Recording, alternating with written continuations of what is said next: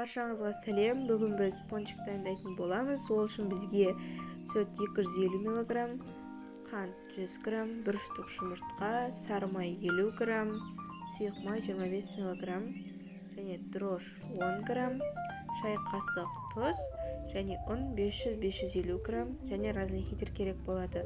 Осының бәрін араластырып алатын боламыз.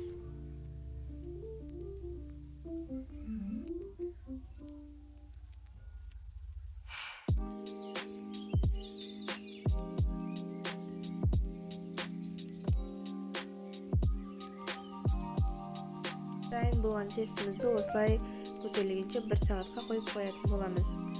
Яғни тестіміз көтерілді, оны жайып, өздеріңіз қалауларыңызша дөңгелек етіп кесетін боласыздар. Яғни пончиктің пішінінде.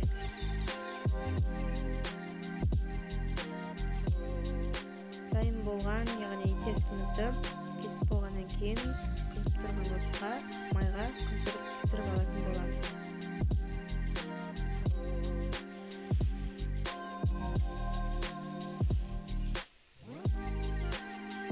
Дайын болған пончиктарымызды өздеріңіз қалауларыңызша безендіретін боласыздар. Мен сахная пудра қостым. Барлықтарыңызға ас болсын.